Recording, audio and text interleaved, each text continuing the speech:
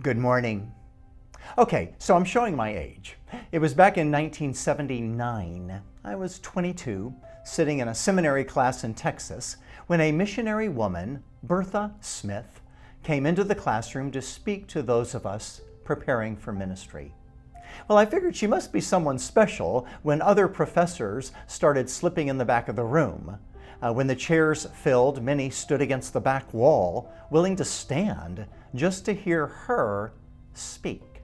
This elderly, meek, weak woman had served us for many years in China. So she began her teaching with the true story of Adam and Eve in the garden, living in paradise, walking with God in holiness, until they sinned against him. And because he is holy and they chose to sin, he had to do what he warned. He would cast them out. They were dead, separated from him because of their sin and his holiness. From there, she shared story after story from the Old Testament, highlighting the glorious holiness of God and the sad sinfulness of men. And yet, God continued to be merciful and kind, willing to forgive where atonement for sin was made. She brought us to the cross, where Jesus Christ was nailed, suffered, bled, and died, but therein paid the full penalty for our sin, so that we could be forgiven, cleansed, made holy, and therein be in a relationship with God, who is always holy. She took us through the New Testament and concluded with passages in Revelation, again highlighting the holiness of God. She appealed with great passion to never minimize the holiness of God and to never compromise the Scriptures by approving or tolerating anything that is clearly identified as sin. So, here I am, 40 years later, still gripped by a Spirit-anointed teaching about the holiness of God. And I guess that's why I was gripped by Jesus' reminder of his holiness as he began his personal letter to the Christians living in Philadelphia. John records his words, Revelation 3:9. These are the words of him who is holy and true, who holds the key of David. And what he opens, no one can shut, and what he shuts, no one can open. So, the first identifier Jesus gives is his holiness. Now, that word means separate from, sacred, blameless, sinless, glorious, because his holiness is what makes him glorious. So, are you still in awe of Jesus and his holiness? We all should be. Also, his holiness makes us grateful for his mercy, that he would make a way for our forgiveness of sin. His holiness inspires us. 1 Peter 1.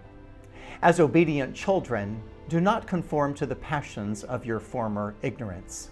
But just as he who called you is holy, so be holy in all you do. For it is written, be holy because I am holy. I wonder if we could recite that together. 1 Peter 1, 14 through 16.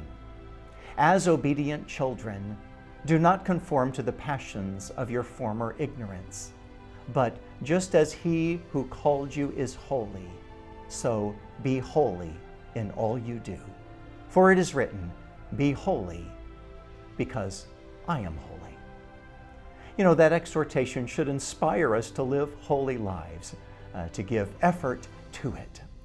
The word holy is found over 550 times in the Scriptures. Clearly, it's important to God, who is holy.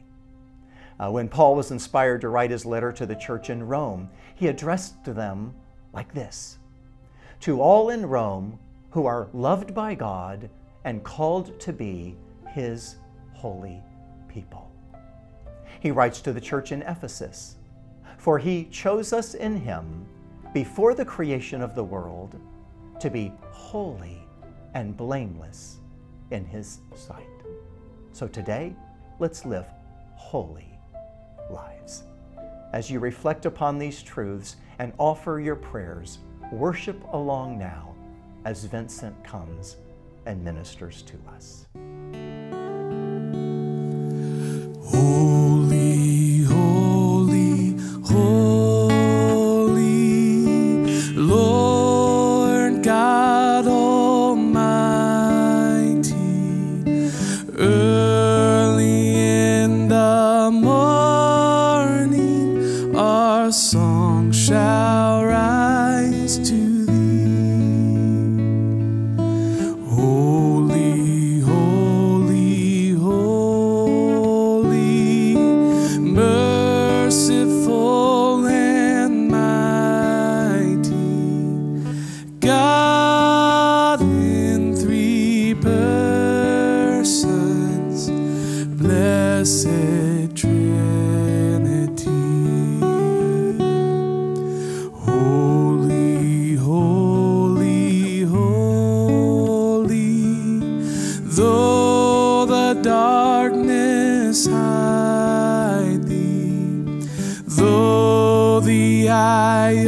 of sinful men thy glory may not see.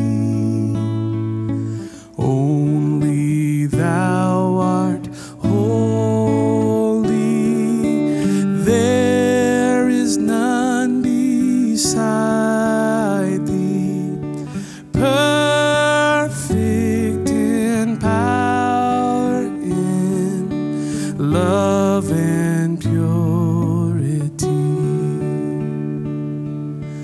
Holy, holy, holy, Lord God Almighty. All thy works shall praise thy name in earth and sky and sea. Holy, holy, holy, merciful and